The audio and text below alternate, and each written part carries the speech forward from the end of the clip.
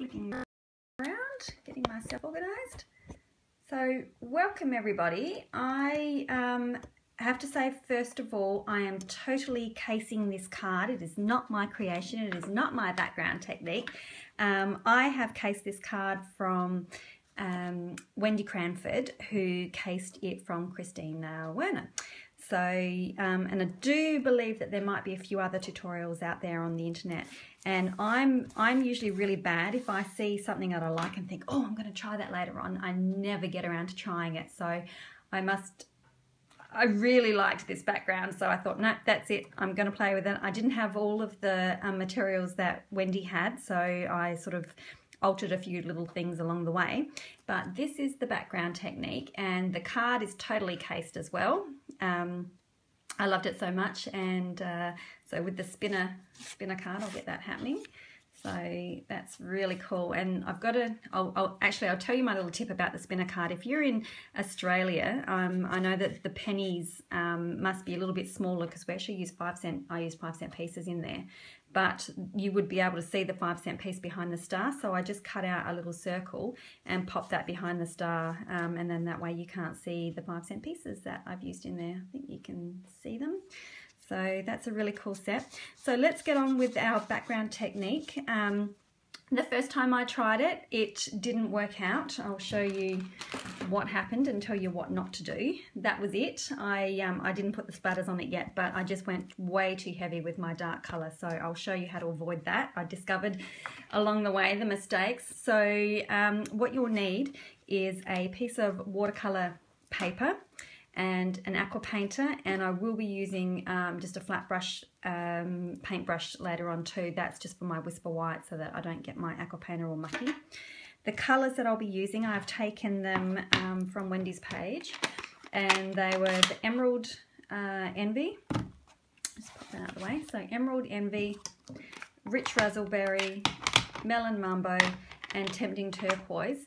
And then over the top, Wendy used a black water-based ink, but I do not have one of them, so I've got out my Night of Navy to be really nice and dark. You could probably even get away with using one of the really dark greens, but I haven't tried that yet, so there's another thing to try. Okay, this might end up being a little bit of a long video, so apologies for that. I was going to start getting it all organised and half made, but I thought we'll just see how we go. So it is actually reasonably quick. I will speed it up my drying time, so with my heat tool, just to speed it up a little bit. So just making a watery mess there, and we're just going to scribble down some colour. And it does look pretty bizarre to start with. So just chucking down some colour. Doesn't really matter whereabouts. You want it reasonably deep in colour. I actually like the green coming through, so I'm just going to pop a little bit more on there than my first couple of goes. Okay, and you can see that's quite mucky, my aqua painter, so just give that a clean between each colour so you don't dirty up your ink pads. Okay, so that's the Emerald Envy. Next I'll move on to, oh, I'm matching today, look at that. Next I'll move on to Rich Razzleberry. Hello if you're joining live. It's Thursday today, and it must be getting close to 10:30 my time, so that's the time if you're watching live. If you're watching it at another time, then you're probably watching the replay. But you can still jump in and say g'day. Okay, so Rich Razzleberry next. And I want to try and not have ink everywhere for starters. But I want to try and not bleed my colours into each other. And they, as I say that, what happens? They do. I just, yeah, try and avoid. Although it can look quite cool doing that too. Anyway, so chuck down some colour. And that'll bleed because that's still wet. So it gives it another little look anyway, doesn't it?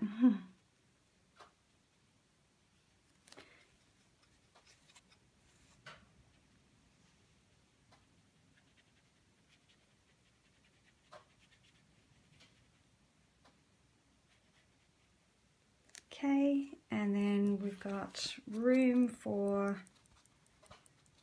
some melon mambo next.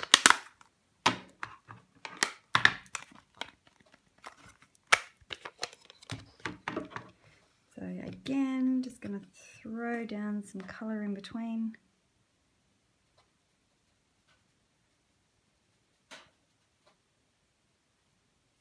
And we've got one more colour to come in after that, so just make sure you've got enough room for all 4 colours to go down.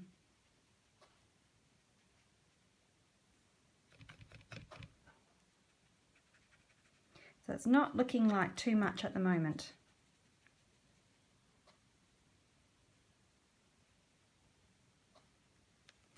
Okay, and then the blue will finish it off quite nicely.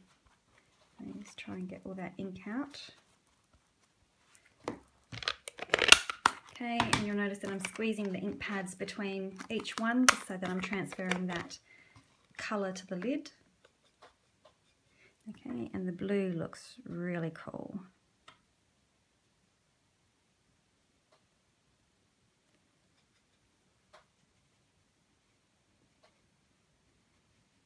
And the great thing about this technique is that every time you do it, it's going to look completely different.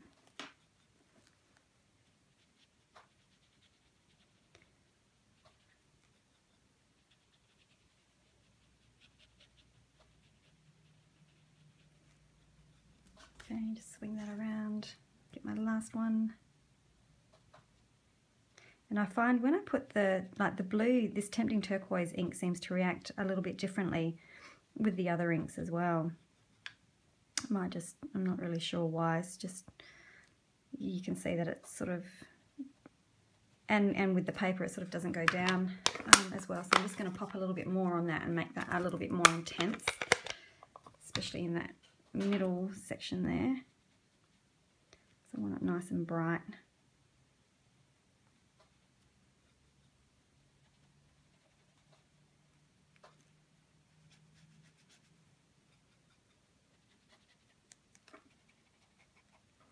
Okay, so there's my... Okay, I hope we're still in there. I just got interrupted with a phone call, so I'm just going to decline that and get back to them later on. Okay, so what we want to do now is dry. We want this section here to be as dry as possible. So excuse me for a moment while I just bring in my heat tool.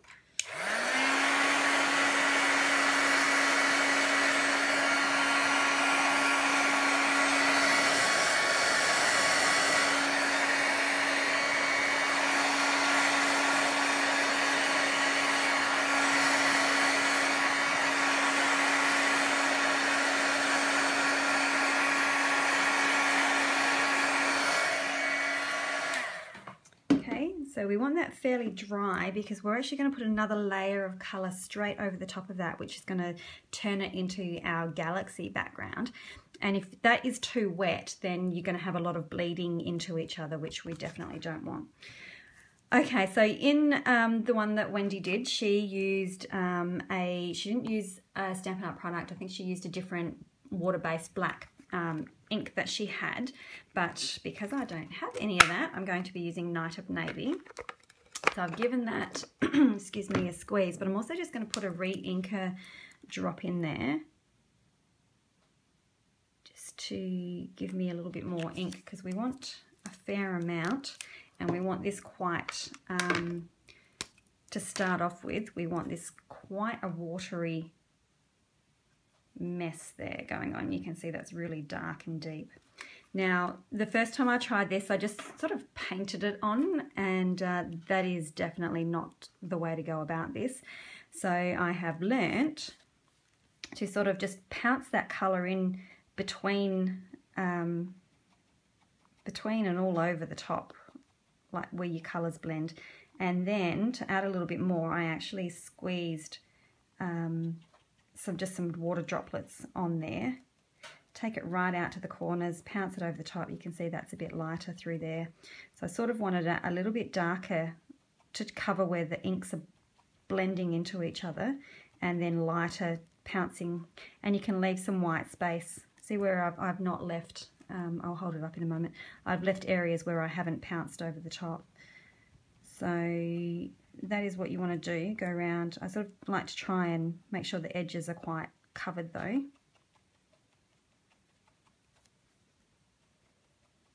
So this is sort of where you start to freak out a little bit and go, oh no, I think I've ruined it.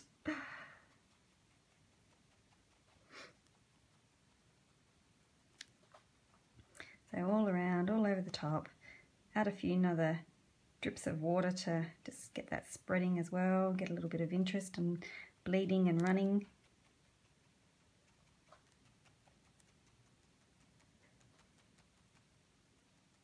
Okay, so that's sort of what I've got. Now I like this dark area over here, so I'm actually just going to pick up some ink that is not as watered down and just pop some more through those areas.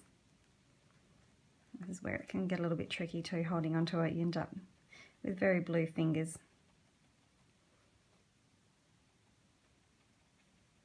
Okay, so you just pop down as much or as little as you want. I just want it quite deep through there, around the edges.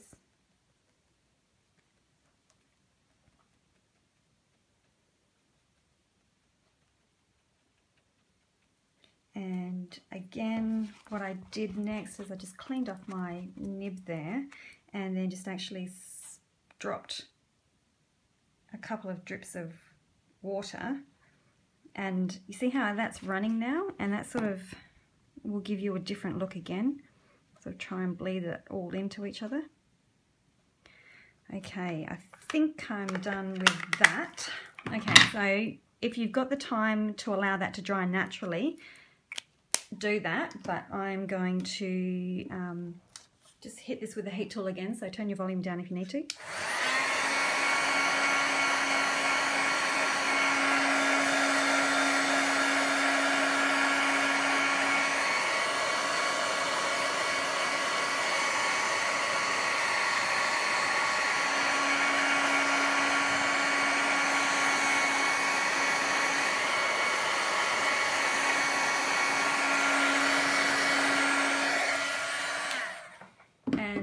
I don't know whether you can see, but you can see, oh now you can, I've got areas where I haven't touched. What I'm going to do is just come over and just go over the top of them just to sort of settle them down a little bit.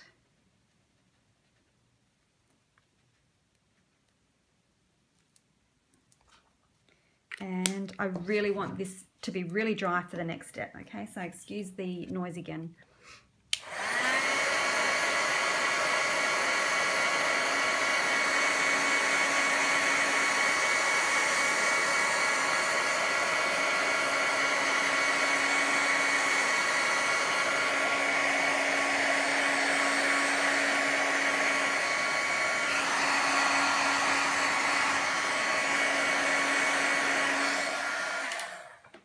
Okay, if you've got time to allow that to really dry, then do that. I don't, so my white spots may look a little bit different. Okay, so the next thing to do, still doesn't really look like very much, does it? I think it's because it's still in its fairly wet stage. So I've just grabbed some re-inker of the white and just going to pop that into my lid there.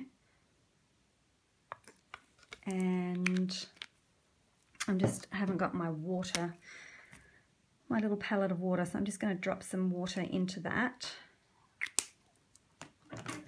Ah, hey guys. Okay, whoops, and I didn't clean off my brush very well from the last time I used it. I might just pop a little bit more water in there. Because we want that white to be fairly white. And the reason I'm using the paintbrush instead of my aqua painter is because the white will get stuck in my bristles. Okay, so next we just hold it and flick without getting too much everywhere. Now if you've got this too wet, like if your cardstock is too wet, your white dots will just sort of fade. You know, they won't stand out. So I'm just going to actually put a little bit more white re-inker. I want my, oh no, you should see my desk. I've just got white splatters all over my desk. Yeah. Oopsie. It's obviously not gone where I wanted it to.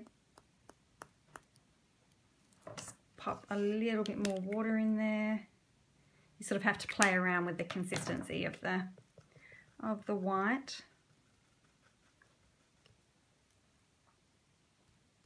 There we go. Oh my goodness, I'm going to have to clear off my desk and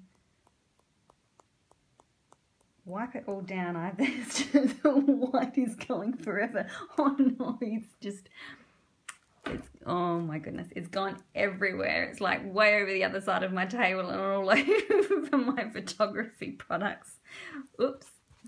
Okay, so that now is finished. I'll pack all this stuff away. Oopsie.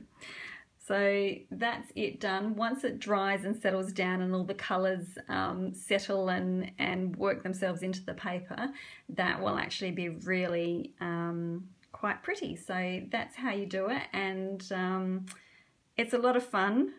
You could knock up a couple or do a full sheet of your watercolour paper and then cut them into size. I think you can get 2 sheets. This is a 10 by 10 size square, so you'll get a couple of cards out of a sheet. So just coming back to this one, so you can see how the colours will dry a little bit more, and once you cut them out and separate them, they look pretty cool. So that's my tutorial. Sorry for all the noise with the drying of the cardstock, but like I said, if you've got time to allow it to dry naturally, that's probably the best way to do it. And each one is always different, and it's really fun to play with and get dirty. So thanks very much for watching, and we will see you with the next video. Bye.